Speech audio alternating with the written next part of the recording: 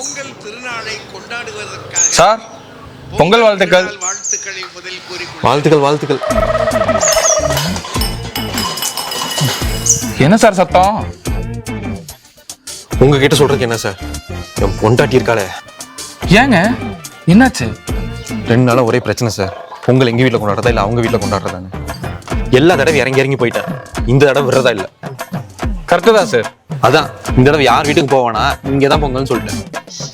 நல்லது, எந்த பிரச்சனையும் இல்லை. அப்படிதான் நானும் நினைச்சேன். இப்போ ஏன் மாமா மாமியார இங்கே வர வச்சுட்டா.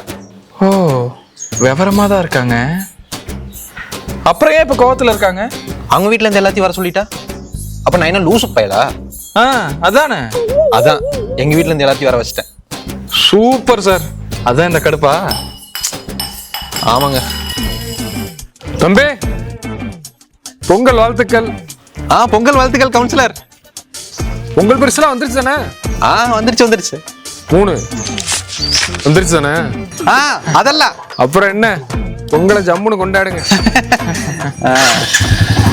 ஜம்முன்னு எல்லா வருஷமும் பொங்கலுக்கு 1000 தான். இந்த வருஷம் 3 வருதுன்னா என்ன? புரிஞ்சது. சரி சார், நான் அப்படியே கிளம்புறேன். சரி. ஆமா, நீங்க பொங்கல் வைக்கல? அதுக்கு தான் மாமியார் வீட்டுக்கு போறேன் சார். மாமியார் வீட்டுக்கா? என் பொண்டாட்டி நேத்து வீட்டுக்கு போயிட்டா சார். பொங்கல் வாழ்த்துக்கள் சார்.